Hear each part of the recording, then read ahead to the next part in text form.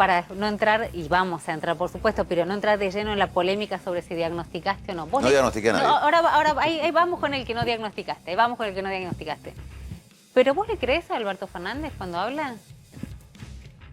Mira, el problema excede si yo le creo o no. El mayor problema económico argentino es la confianza, la falta de confianza. La falta de confianza impacta en la economía.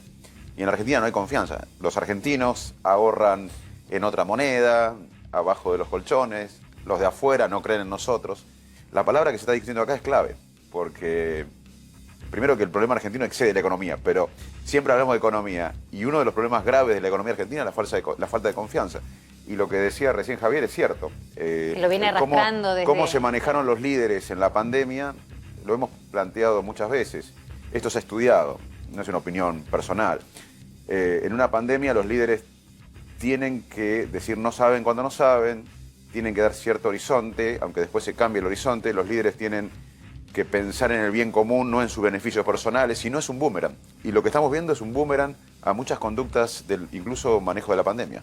Ahora vos decís, no importa si yo le creo, pero evidentemente estamos hablando de confianza, y a mí lo que me desvela un poco, y lo venimos hablando estos últimos tiempos, es cómo se recupera esa relación, digamos, con, ya está, no lo llames electorado, llamalo con el pueblo argentino, si querés, una vez que pasaron las elecciones. ¿Cómo se vuelve a recuperar? Porque arranca, está perfecto, lo marca Javi con el tema de Olivo.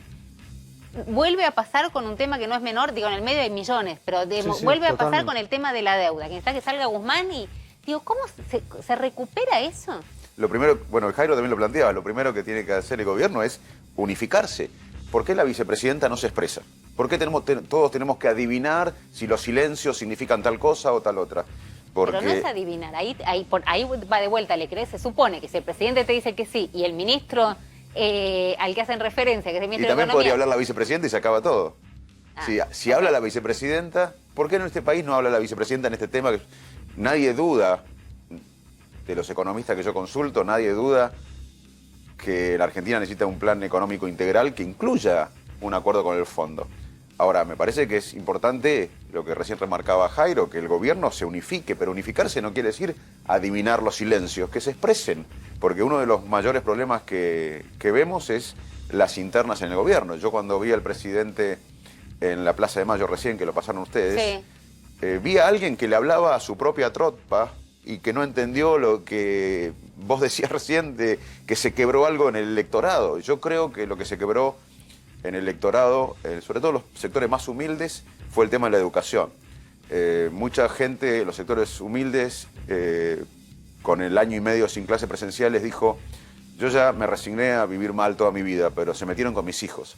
Yo creo que hay una fractura enorme con el kirchnerismo, con el peronismo. Yo creo que quizás esta elección lo reflejó de alguna manera, pero lamentablemente para la sociedad que se sentía representado por ese sector, me parece que hay un quiebre ahí que recién estamos empezando a ver.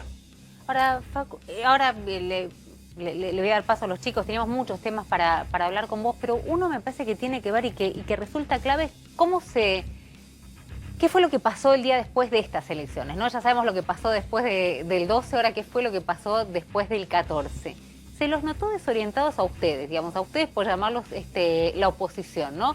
Y se vio un escenario, ayúdenme si me equivoco, pero para hacerlo como bastante ramplón, donde festejaban los que habían empatado o empardado la provincia de Buenos Aires, perdiendo por 8 o 10 puntos a nivel nacional, y un nivel de desconcierto en la oposición. Mirá, lo tenemos ahí a López Murphy. Había hablado Patricia Bullrich y generó mucha bronca porque de alguna manera blanqueó lo que se había planteado, que era esperábamos más. O sea, que en la ciudad de Buenos Aires. Esperábamos más en la ciudad de Buenos Aires. En la provincia de Buenos Aires no te diría que estaban festejando demasiado tampoco con que los hayan alcanzado. Pero ahora sale López Murphy y dice lo siguiente. La oposición ganó las elecciones, ha hecho una elección extraordinaria en el interior del país, ha hecho una elección buena, yo creo, en la provincia de Buenos Aires, y una elección, digamos, que tuvo algo debajo de las expectativas en la ciudad de Buenos Aires. ¿Qué pasó pasó? Perdieron pero ganaron, ganaron pero perdieron, se dieron los dos escenarios, parecían como dos escenarios muy locos, digo, y te lo planteo, además digo, a ver si me lo contás como político, desde donde quieras verlo, digamos, desde el punto de que quieras analizarlo. Pero vos veías que los que habían sacado más votos estaban a las puteadas en el búnker, se supo lo que pasó en el búnker en Costa Salguero, lo que pasó en provincia, nadie parecía terminar de estar satisfecho aún con esa victoria, y quienes habían sido derrotados, por mucho menos de lo que esperaban, estaban festejando. Bueno, te analizo primero lo que me sucedió a mí. Sí. Yo estaba muy conforme, no había nada que festejar, no hay nada para festejar en la Argentina con los niveles de desigualdad y de pobreza, pero la oposición ganó claramente por casi 8% a nivel nacional, se equilibró el Senado. Pero en la provincia. Ahora voy. Sí. En la provincia de Buenos Aires para mí fue más meritorio el triunfo del último domingo que en las PASO, porque esta vez tuvimos todo el aparato del gobierno, los ATN, el clientelismo, todo el aparato del conurbano, de los intendentes del Frente de Todos trabajando. O sea, para mí la victoria, aunque haya sido más ajustada, fue más meritoria que en las PASO. Pero las condiciones objetivas por las cuales perdió el gobierno en la provincia no cambiaron, digamos, la gente está mala, pasa pésimamente, sí, en términos económicos, en la cuestión de inseguridad, digo, no cambió nada del 12 al 14, ¿no? De septiembre a noviembre, sin embargo, los alcanzaron ahí nomás. No, pero pará. Se sacaron a nivel nacional más de 8 puntos de ventaja. Sí. Se equilibró el Senado como nunca pasó en la historia de la democracia reciente. Sí. Segundo, para mí el triunfo en la provincia, aunque fue más ajustado, fue más meritorio. Por todo lo que te conté, fue un enorme desplazamiento de recursos que no lo habías visto el 12, no lo había visto en las PASO. Y le ganamos a eso. Lo que habla de la gente que no se resigna por la dignidad por un intercambio clientelar. Segundo, el peronismo sacó el 33% de los votos unidos. Desde que Perón creó al movimiento, nunca había sacado tan poco en la provincia de Buenos Aires, nunca se le había ganado un peronismo unido. Otro dato para analizar el triunfo. Si uno ve, Junto por el Cambio, sacó el 42% a nivel nacional. Eso lo pone casi muy cerca de ganar en primera vuelta en un balotaje. Ahora, se ganó. No había mucho para festejar porque el país está sufriendo una crisis fenomenal. Todavía estamos en pandemia, como bien decías vos, puede haber un rebrote, así que creo que no había nada para festejar, pero el triunfo fue rotundo. Lo que no se explica, fue que el presidente haya dicho que hay que ir a festejar el triunfo, como lo dijo. Entonces, me parece que ahí...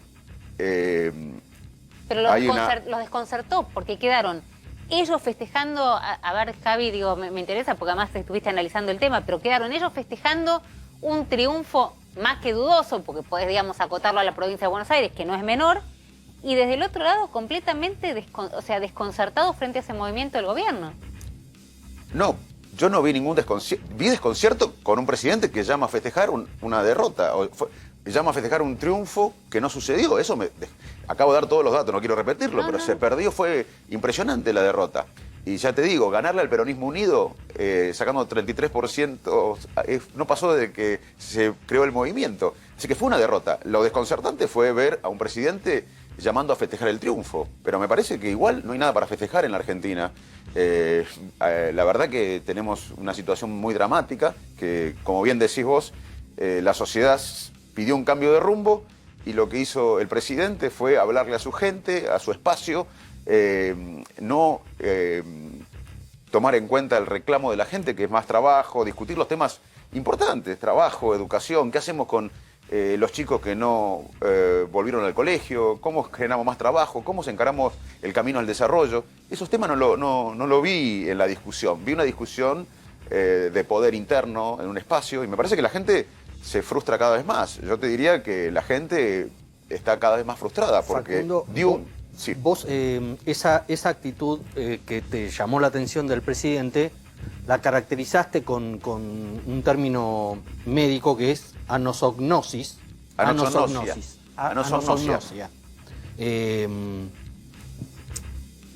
Como alguien que niega la realidad para dar otra versión de los hechos y de alguna manera esa negación le impide afrontar el diagnóstico con claridad de lo que le pasa.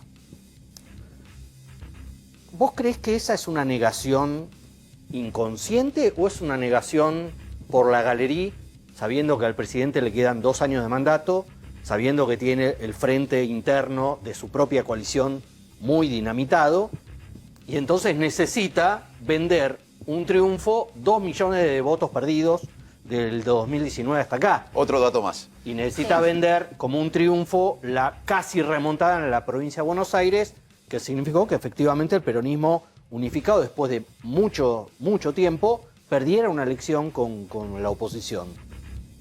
Digo, vos no ves ahí que en realidad se hacen los giles, no que son ¿Cómo giles. sería? Se hacen los agnosognos. Claro. A ver si te sale. No, Bueno, no me se sale. hacen los agnosognósticos. Excelente punto. Déjame dedicarle unos segundos Sí. a aclarar que yo no diagnostiqué a nadie. Exacto, Es más, contémosle a la gente, te salieron a criticar muy duramente Pero- de algunas asociaciones, de médicos, bueno, Pero yo no diagnostiqué a diciendo nadie. ¿Cómo puede diagnosticar a un paciente que no conoce, digamos? ¿Pero es o sea, una enfermedad eso? Yo No, No sé, no lo sé. A ver, yo siempre digo que la Argentina tiene anosognosia. Anosognosia es cuando, por ejemplo, un paciente con una ACV, con un accidente cerebrovascular, tiene paralizada el hemicuerpo izquierdo y uno le pregunta, ¿te pasa algo o le pasa algo? Dice, no, estoy bárbaro. No reconoce el problema. Y yo hice una analogía, hice un paralelismo, ningún diagnóstico.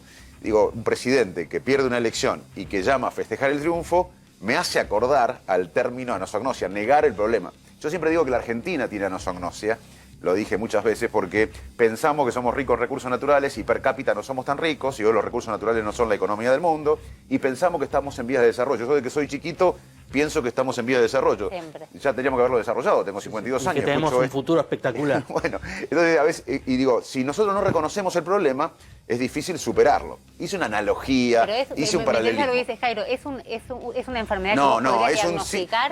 es una característica. característica, un cuadro que se produce en muchas patologías, pero para nada hice un diagnóstico. Pero vos Lo que podrías, hice es una digamos, caracterizarlo de esa manera, es sin negar, incurrir en algo que dicen es negar el que problema. falta la ley. Negar el problema. Negar el problema. Ese sería Claro, pero vos podrías caracterizarlo sin Bueno. incurrir en esto. Pero déjame ir a lo que pregunta. Igual tenemos un montón en cada fuerza política, puedes elegir a uno con anosognosia. Obvio, la Argentina tiene anosognosia. Bueno. La Argentina, bueno, pero hay otra cosa que, y de ahora voy a pasar a la parte política, pero hay otra cosa que, pues yo en el fondo coincido con Javier, que hubo una picardía de decir, Claro. bueno, acá tenemos que generar un triunfo. Pero déjame explicar, ya que estamos, aunque Y coincida con consiguieron vos, que la semana pasada estuviéramos hablando prácticamente toda la semana de de que, distracción. ¿cómo de es distracción. esto? Bueno, De que... Y hay otra cosa que pasa, y mencionabas con las vacunas, pasa con el cambio climático, hay una cosa que pasa que se llama disonancia cognitiva.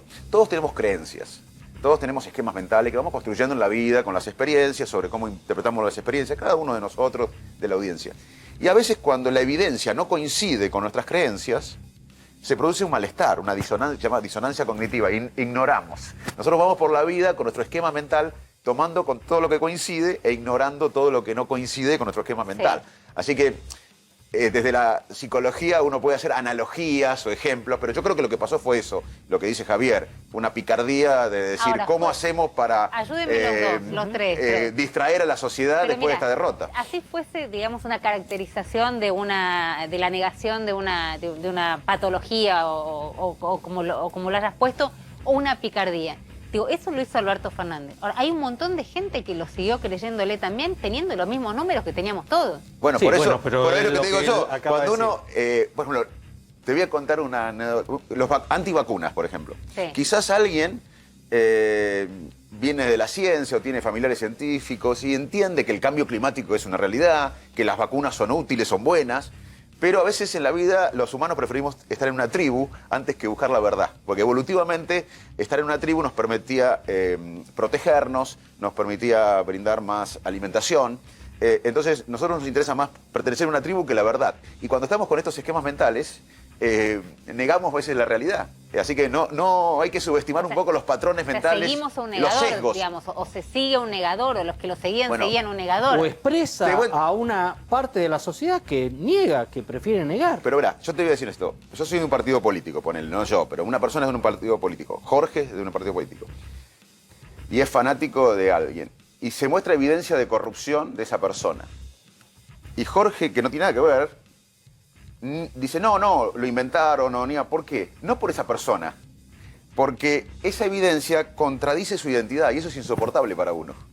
Que la evidencia contradiga nuestra identidad y eso es insoportable. Entonces todos hacemos un esfuerzo para ignorar lo que no coincide con nuestras creencias. También puede haber otra mirada que no sea contradictoria, sino complementaria con la que están diciendo. Yo me acuerdo, cuando el macrismo pierde en la primera vuelta en el 2019, feo, y después remonta en las generales, también estaba esta sensación de, che... Mejora. Remontar es una mejora. Sí, pero digo... igual, ¿eh? No, son derrotas. Claro. Lo que quiero decir es que también, como te fue muy mal en las PASO, claro, y después la levantaste un poco, tenés la sensación de, che, por lo menos no la empeoré, estoy todavía vivo. Esa sensación tenía. Tenés razón. Acá, más allá de la truchada de vamos a festejar el triunfo cuando no hay triunfo, ¿no puede haber también una mirada genuina de decir, che, nos podían haber arrasado, en las PASO nos peleamos todo, hicimos un desastre en público, ahora por lo menos no nos desintegramos, quedamos a un punto, mirá si metemos 2 años de algo de crecimiento económico, estamos vivos. ¿No puede haber algo genuino en los dos casos? No, estoy de acuerdo, pero cuando la sociedad te dice cambia de rumbo, lo que tenés que hacer como presidente es escuchar a la sociedad. Eso es lo dramático de la historia. Yo entiendo claro, lo que vos lo que decís acá. Es compran la remontada como una ratificación de rumbo cuando en realidad la derrota es salir de ahí. 2/3 de la sociedad te dice cambia el rumbo y el presidente le habla a su espacio. Ese es el problema político, te diría. No, que respecto de lo que decía, ¿te acordás que lo contamos? Uno de los principales referentes del gobierno contaba que en las PASO estaban yendo a una fiesta y se encontraron que llegaban a un velorio y que el 14 estaban yendo a un velorio y se encontraron que el muerto estaba respirando, digamos. Que esa fue como la analogía que te hacía. Pero como argentino lo que tenemos que hacer es discutir los problemas realmente que nos pueden llevar a crecimiento, a desarrollo, más trabajo, más qué hacemos con la educación. Claro, pero ustedes también discuten. Pero vos fíjate lo que hizo hablando de la oposición. Claro, porque ahí hay un tema, Facundo, claro, porque está muy bien. El presidente le habla a los suyos, pero ustedes también le hablan a los suyos. ¿Pero quiénes son ustedes, te pregunto? Ustedes son momento los de Juntos por el Cambio. de Facundo Manes. Claro. Sí, momento de anosognosia de Manes. Claro, cuando los medios damos el mapa de la Argentina con los resultados electorales y los pintamos, y los pintamos de amarillo, donde ganó Juntos por el Cambio en gran parte del país, un día después, 2 días después, sale el radicalismo a plantear otro mapa con otro color. Si lo tenemos, Pablo, lo podemos mostrar. En donde muestra el mapa coloreado de la Argentina en amarillo, como dimos los medios, y el radicalismo sale con un mapa que titula Realidad, a marcar en rojo las partes donde ganó Juntos por el Cambio, pero básicamente liderado por el radicalismo. Como para decir, y mirá la provincia de Buenos Aires, mucho más notable, como para plantear ahí que hay una diferencia entre el radicalismo y el PRO, dentro de Juntos por el Cambio. También no hay, o por lo menos el periodismo, o por lo menos yo, o este programa, tiene la sensación de que Juntos por el Cambio se embarcó en la misma noche de los festejos en su propia interna de 2023. Con lo cual tampoco discute los temas de fondo que vos le estás reclamando discutir al frente de todos. Uno de los mayores desafíos es administrar el triunfo, porque se ganó. Y administrar el triunfo es un desafío, y yo creo... Lo que creo que plantea ese mapa es algo novedoso, porque el primer día que... Vamos a recordar el primer día que yo vine acá. ¿Sí? Sapo de otro pozo, total. Ustedes me conocían como médico, científico. ¿Qué hace esta persona metida en la política? Sí. Digo, miren, yo creo que hay que... conocida para la provincia de Buenos Aires, yo creo que hay que darle... No, pero lo dije, yo creo que hay que darle una nueva dinámica a la oposición. Creo que hay que expandir la oposición, hay que llegarle al voto que se defraudó con Cambiemos, o que nunca votó a Cambiemos. Muchos decían que éramos funcionales al kirchnerismo. No, hay que ganarle al kirchnerismo, no somos... y demostramos eso. Y creo, sinceramente y humildemente, es que esta elección lo que deja es una nueva dinámica en la oposición. Creo que la oposición, como estaba del 15 al 19, esa dinámica con un solo color predominante ya no existe. Y eso es bueno para la coalición opositora y para el país. Y yo creo que ese mapa lo que refleja es que hay un radicalismo de pie, que quiere convocar a sectores que no son radicales, quiere hablarle a los no radicales y quiere genuinamente liderar la coalición. Vos decís que ahora que se están por cumplir 20 años, se podría decir, y juego con tu rol de médico, de que el radicalismo se curó del 2001. Porque durante mucho tiempo después de la alianza era, bueno, radicales en el poder, presidente Ya está, radicales, nunca ya más. está. Lo 20 años después, padecen, no saben justamente Mira, administrarlo. varias reflexiones. El radicalismo tomó dimensión cuando sus líderes en los momentos históricos interpretaron a la sociedad. Irigoyen, ¿qué representó?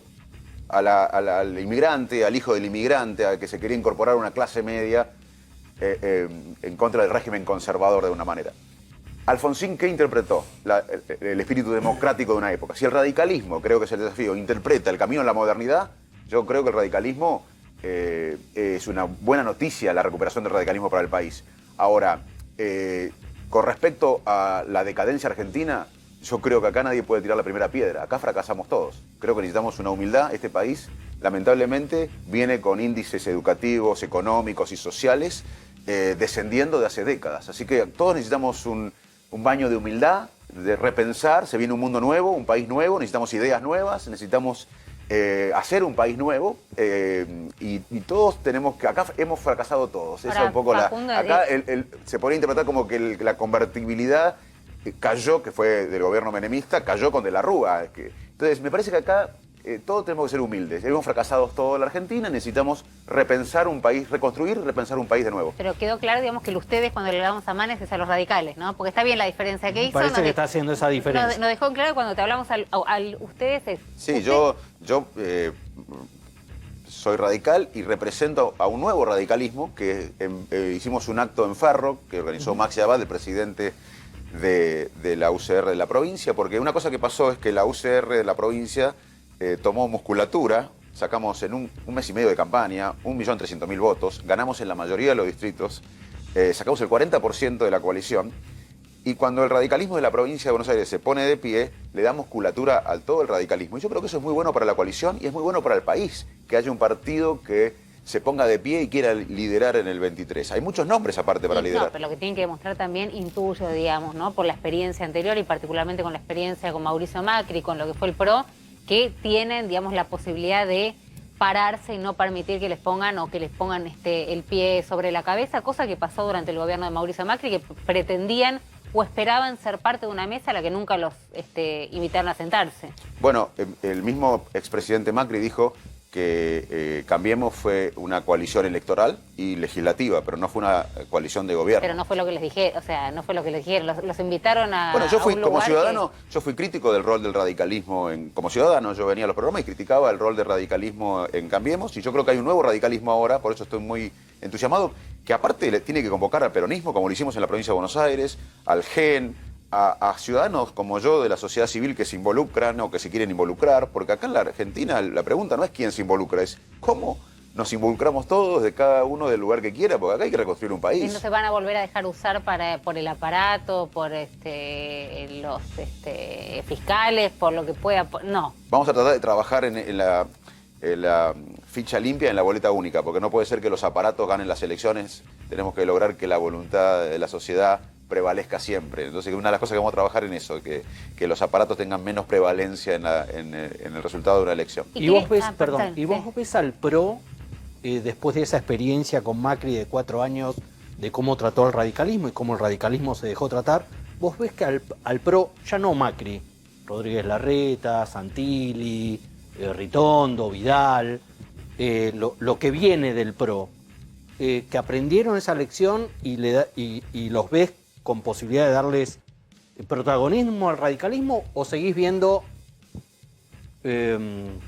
intenciones de liderazgo sin tener en cuenta el radicalismo? Bueno, también te lo respondo algo de las neurociencias. Los hábitos son difíciles de cambiar. Es algo normal. Cuando los hábitos, nosotros tenemos hábitos a la mañana, que nos cepillamos los dientes, nos bañamos, que son hábitos buenos, que se instalan.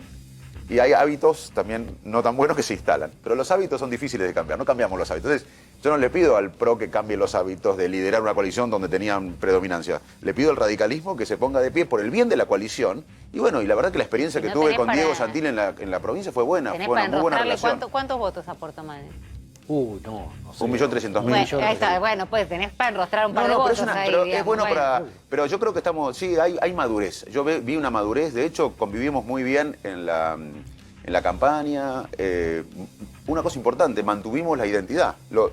La respuesta a tu pregunta fue que mantuvimos la identidad. Yo mantuve mi identidad durante la campaña con Diego Santilli, con el cual me llevo muy bien, así que la verdad que veo un proceso virtuoso. Yo creo que lo que hicimos, que a muchos les parecía algo disruptivo y generó recelo, fue algo que ayudó a ganar la elección. Si no, no sé si hubiese ganado.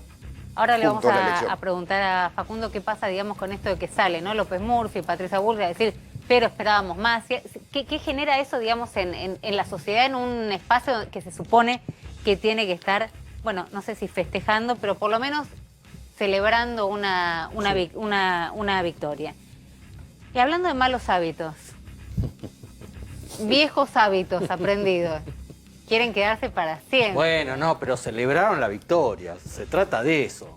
Los bueno, intendentes sí. del conurbano, Sí, no les gusta poquito tiempo, porque ellos quieren mucho hacedores tiempo. de la remontada Sí. final, que no alcanzó, pero hacedores de esa remontada, pasaron por caja política, quiero decir, por cobrar el esfuerzo que hicieron. Y estuvieron la mayoría, tenemos una serie de fotos, la semana pasada en la Casa Rosada. ¿Por qué? Porque van por el premio mayor, que es que se les permita la reelección. Hay una ley provincial sancionada durante la gobernación de María Eugenia Vidal que se limitaba solo a una reelección el mandato de los intendentes, y ahora van a porque la justicia o una decisión administrativa no les tome en cuenta ese primer mandato durante la gobernación de Vidal y recién les tome este como primer mandato, Así con que lo cual les queda otro. se patea para Sí. 2027, en principio. Ahí veíamos, por ejemplo, algunos de los hacedores, Fernando Espinosa con Juan Mansur, una foto de la semana pasada, en la Casa Rosada. Está faltando alguien ahí, ¿no? Está el jefe de gabinete de la Nación, un intendente del conurbano y está faltando un gobernador. Bueno, misma foto con otros, también la semana pasada, Juan Mansur, el presidente de la Nación, Alberto Fernández, y el jefe de gabinete provincial, Martín Insaurralde, histórico intendente de Lomas de Zamora, con una gran elección el 14 en Lomas de Zamora. También me está faltando un personaje en esa foto, el gobernador Kicillof. No estuvo ni en la de Espinosa y tampoco en esta. Fíjate vos, Juan Mansur liderando la mesa, a la izquierda de la pantalla, es decir, a la derecha de Mansur, está Alejandro Granados, histórico intendente de Seiza. Es un fiestón, parece Granada. Bueno, en el Mangrullo Sí. festejó falsamente sus 70 años, que cumplió en julio, pero a él le gusta festejarlo en Bueno, está noviembre. bien, cuando se puede, está Jueves bien, a la está noche, bien. Por lo menos estuvieron festejó ahí, cuando se sí, pudo. estuvo Kicillof, estuvo Guado de Pedro, se estuvo hablando de esta rosca de los intendentes, y para completar ahí, en esa foto con Juan Mansur también está Julio Pereira de Florencio Varela, ya no es intendente, pero es el hombre que manda en Florencio Varela, y Juan José Musi, histórico de Berazategui, hoy Alberto Descalzo de Ituzaingó. Todos van por el premio mayor, que es que les permitan, aunque algunos no lo necesitan, que les permitan la reelección. Porque Y quieren- la van a conseguir. ¿Y Alberto qué les dijo? Sí, juegan. Alberto le dijo que sí, nunca les dijo que no, porque quien más se oponía a la reelección de los intendentes era la Cámpora. Porque eso le abría la puerta a que se pudiera meter gente propia, candidatos propios, sabiendo que los varones del conurbano no iban a poder presentarse. Pareciera que eso no va a pasar, que la Cámpora finalmente, Máximo Kirchner, un poquito flexibilizó, sabiendo que le salvaron las papas en la provincia de Buenos Aires, pese a la derrota, y fue uno de los que pidió que, por ejemplo, Insaurralde o Nardini llegaran al gabinete provincial. ¿Son viejos hábitos? Bueno, yo creo que la Argentina necesita un nuevo rumbo, nuevas prácticas, Pero y no vamos a cambiar el rumbo con... de los intendentes. ¿Te gusta, no te Yo- gusta? yo compañ- estoy acá para justamente contribuir a nuevas caras, nuevas fórmulas, nuevas prácticas. Yo creo que lo que nos trajo hasta acá, y haciendo lo mismo, no nos va a llevar al desarrollo. O sea que no acompañarías. No, para nada. La de los intendentes, así te garanticen, como le garantizaron a Alberto Fernández, por lo menos. Nosotros necesitamos salvarse- discutir ideas, no personas. Uno de los problemas de la Argentina es que estamos permanentemente discutiendo personas. El mundo Pero cambió. hay algo de esa rosca de, mira, me va a dar determinada cantidad de votos que me van a Y asegurar, así no le voy a estamos, frenar. así estamos, con la mitad de la población en la pobreza, con una gran desigualdad sin rumbo, así estamos. Facundo, impresionante la cantidad de gente que está mirándolo, la verdad lo quiero decir, en un día feriado, Feriado. en un día difícil, impresionante la cantidad de gente que está del otro lado con Boca, Manes. Me parece que no solamente en las urnas. Y un tema que te va a interesar y que tiene Jairo atrás, que tiene que ver con, bueno, una enorme preocupación también en el bolsillo, que tiene que ver con los laboratorios que finalmente consiguieron, como era el no el control, no el congelamiento, sino cómo era estabilizaron la precios, básicamente se anunció una estabilización de precios. Se anunció nada, digamos, de acá hasta el 7 de enero, pero lo que mañana se anunció va a haber, nada, dijiste. Sí, se anunció, pongámonos de acuerdo en charlar cuando vayan a subir los precios, pero lo que mañana va a haber es una reunión del Ministerio de Salud para poner precios de referencia en los acuerdos que hacen los laboratorios con las obras sociales y las prepagas. Atención, porque esto cuando se anuncie, algo les va a cambiar el hábito a los médicos y a los pacientes. ¿Por qué? Lo que apunta el gobierno es atender la dispersión de precios que hay para un mismo medicamento entre las marcas líder y los competidores más baratos hasta el genérico. Mirá lo que es esto, un relevamiento de la consultora P/Q con algunos productos muy populares. Por ejemplo, analgésico de marca líder, ustedes lo verán acá en la tanda del canal seguramente. La marca líder, 726 pesos, esa que le da el nombre genérico al Ibupirac, por decirlo mal y pronto. Bueno. El genérico vale 226. 221% de diferencia entre el más vendido, el genérico, el popular y el genérico. En el medio hay un montón de competidores. Fíjate lo que es la dispersión de ese precio. Otros analgésicos, el paracetamol también, ese conocido que empieza con T, 125 pesos y 104 el genérico. En el medio hay un montón de otros precios que la gente o no compra o tiene que preguntar. Pero ponele que estos son de venta libre, que la gente no le da pelota si el médico se lo receta o no, y ahí voy a ir cuál es el cambio que se viene. A ver. Medicamentos para la diabetes. No quiero hablar de enfermedades porque está el doctor acá, pero la metformina, uno de los medicamentos más populares para la diabetes, se puede llegar a conseguir a 1.800 mangos la marca líder o a 1.400 el genérico. Una diferencia también de 25% con competidores en el medio. Anticonceptivos como la drospirenona se puede conseguir a 251 mangos o a 98 el genérico. Una dispersión de hasta 156%. Esto que yo te estoy diciendo, que es que la gente va y compra la marca líder y no sabe o no está al tanto de que tiene o competidores más baratos o el genérico, la droga. ¿No se suponía, perdón, a ver si me ayuda Facundo, pero no se suponía que los médicos a partir de la ley tenían que recetar el genérico, no el nombre del laboratorio? Mirá, si me deja Facundo te cuento cuál es el tema. Eso es así, tiene 20 años la ley de genéricos, Sí, claro. El médico te dice necesitas tal droga. Sí. Te recomiendo esta, que tu obra social o tu prepaga te da tanto por ciento de descuento. Te da la droga, pero te dice te recomiendo esta. ¿Cuál es el tema al que le va a apuntar el gobierno? Y atención, porque esto cuando lo den a conocer mañana te va a cambiar el hábito si se termina de anunciar mañana o en los próximos días. El gobierno va a decir, ok, vos tenés 40% de descuento con tu obra social, Javier, para comprarte alguno de estos productos que te dan bajo receta. Bien, yo te voy a cubrir ese 40% de descuento hasta este precio de referencia que yo pongo, que es el precio que yo sé que es el promedio del mercado. Si vos querés llevar la marca líder, porque tiene más publicidad, porque tu médico te hizo la cabeza, etcétera, yo te voy a cubrir el descuento hasta el precio promedio. El resto, que está desde el promedio hasta la marca líder, lo garpás aparte. Pagás un copago. Atención, repito por si no se entendió. Vos necesitas llevar el conocido medicamento del laboratorio Reumers para el dolor de garganta, que se llama amoxidal. Eso es una droga, el doctor lo sabrá, que es amoxicilina. Nadie va y pide amoxicilina, porque a todo el mundo le dicen, tomate amoxidal cada 8 horas. O te dirán amoxicilina, amoxidal cada 8 horas. Te van a decir, ok, el promedio para esta droga es tanto. ¿Vos querés llevar a la marca líder amoxicilina? Yo te cubro el porcentaje de tu obra social o tu prepaga hasta el precio que yo puse. El resto, pagátelo aparte. ¿Qué es lo que busca el gobierno? No es que la gente pague más.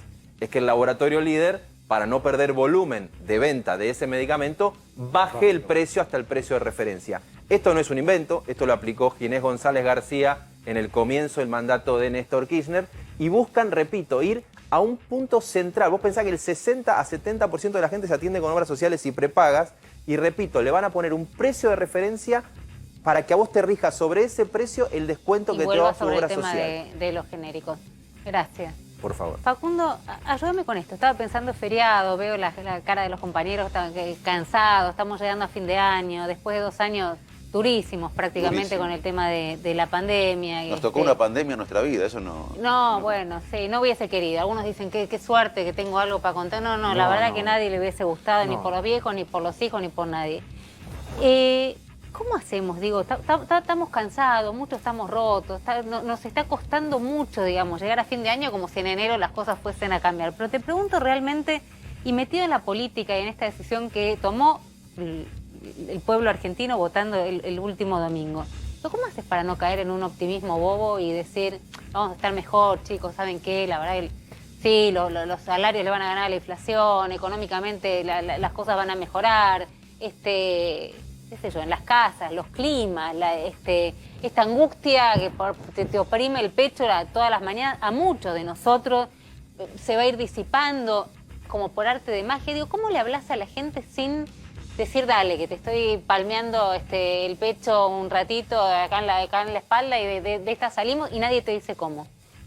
Bueno, yo vengo diciendo cómo hace años. Sí. Yo creo que Argentina es un país que gana 100, gasta 200, viene un sector, quiere ajustar, viene otro sector, quiere endeudarse o emitir. Ninguno de los dos se pregunta, che, si ganamos 500, se acaba. El problema económico argentino, ¿cuál es? La falta de moneda, que eso se explica en parte por la falta de exportaciones, la falta de confianza, la falta de productividad y las políticas pendulares. Entonces, la verdad que si nosotros no generamos en estos años un desafío histórico, te diría, de reconstruir el país, como fue la reconstrucción democrática, donde millones de argentinos se decidieron a vivir democracia, y hoy millones de argentinos se tienen que decidir a vivir en la modernidad, porque hay un status quo que no quiere que nada cambie acá. Hay mucha resistencia a cambiar, porque hay un sector de privilegio, un sistema de privilegio que excede a la política, que no quiere que nada cambie en este país. No lo va a cambiar ningún presidente, ninguna coalición. Tiene que ser una cosa épica como fue la democracia en el 83, ahora es la modernidad. ¿Queremos los argentinos entrar en la economía del siglo XXI, que es el valor agregado en todo lo que hacemos? Para eso necesitamos un país abierto al mundo, con instituciones fuertes, con paz social, con instituciones transparentes, la justicia no influenciada por la política. Si no hacemos eso, vamos a seguir administrando pobreza, vamos a seguir discutiendo el subdesarrollo sustentable. Entonces, eso es lo que siempre no, eso es un mediano o largo plazo. Y mañana, pasado, digo, todos nosotros. Pero todo tiene que ver con todo, se puede hacer las dos cosas a la vez. Si viene un paciente con fiebre y con neumonía, yo le bajo la fiebre con uno de los medicamentos que decía Jairo recién, pero a su vez le tratamos la causa de la fiebre. En la Argentina siempre se discuten los síntomas. Yo desde que era chico me sentaba, ¿se acuerdan de Tiempo Nuevo? Yo tenía 8 años, claro, me sentaba con mi viejo en Arroyo Dulce a ver Tiempo Nuevo. Venían economistas, muchos de los que actualmente viven, hablando de inflación hace 40 y pico de años. Dólar, diferentes tipos de dólares y el precio del dólar, fuga de divisas, los mismos temas que ahora. Entonces, la verdad que si queremos seguir discutiendo eso, es como tratar... Es buenísimo, tenemos que poner un tiempo nuevo de algún momento. Los mismos temas. ¿De qué año es? Podría ser de ayer. Acá tenemos que discutir cómo vamos a hacer un crecimiento sostenido, inclusivo, y cómo vamos a encarar el desarrollo en un mundo que se basa en ideas nuevas, en una economía basada en lo que crea el cerebro. Y acá discutimos todavía de sesgos, de la tribus, del pasado. Y bueno, eso es un cambio cultural que no tenemos que mentirnos. Si la sociedad no apoya, ningún político lo va a poder hacer. Y todos van a poder acceder a esa educación de excelencia, digamos, bueno, ¿no? O para poder integrarte a esa modernidad, ¿va a ser para todos? Bueno, la Argentina necesita ser inspirada, además de administrada. Inspirada. Argentina es un país depresivo, sí, y necesita liderazgos que inspiren, y no que lideren con miedo, sino con esperanza. Y volviendo a lo que decía Jairo del radicalismo, vos fíjate que cómo son las perspectivas, que el último gran proyecto colectivo que fue exitoso en la Argentina fue liderado por el radicalismo, la democracia. Después no hubo un gran proyecto que nos involucró a todos. Después hubo proyectos parciales. Nosotros necesitamos involucrarnos y soñar en un proyecto colectivo que nos haga parte a todos. Con un líder que inspire. Claro, como fue la democracia, ahora es la modernidad. La Argentina... ¿Dónde estaría el Alfonsino? Alguien te podría decir que Menem lideró un proyecto de modernidad, que vendió como de modernidad. Y sí, nos estrellamos. No de modernidad con la Corte Suprema que tenía, con los altos índices de corrupción, con la exclusión, fue un crecimiento exclusivo. No se invirtió en ciencia, en tecnología, la educación sufrió mucho, la salud pública sufrió mucho. Yo te hablo de un proyecto que nos involucró, hubo antimenemismo en ese. Nadie fue antidemocrático. Yo diría un proyecto que nos involucre a todos los argentinos. Vos fíjate que estamos teniendo, y esto también nos interpela a nosotros en la oposición, como bien decías vos, nos está faltando un proyecto que nos involucre a todos, más allá de las pertenencias partidarias. La democracia nos involucró a todos. Hoy necesitamos un líder. Hay que ir por ahí. Hay que ir por ahí. Y si no, vamos a estar en 10 años todos nosotros hablando de Teniendo esta- inflación, del dólar, de los precios de la medicación, Teniendo esta de misma los mismos charlas. Facundo, te quiero agradecer porque de verdad es impresionante la cantidad de gente que está viendo. No importa, digamos, no damos las cifras en este programa, pero es impresionante cómo estamos respecto del resto de las señales. Y está bueno poder tener este tipo de charlas que nos involucren, que los interpelen a los que están del otro lado, que tengan ganas de sumarse y no necesariamente decir, bueno, vamos a charlar dispuestos a no medir, pero a charlar. No, mira, charlamos, medimos, nos vamos todos contentos hoy. Igual nos divertimos. ¿Eh? Charlamos, medimos, igual nos Charlamos, divertimos. medimos y encima nos divertimos.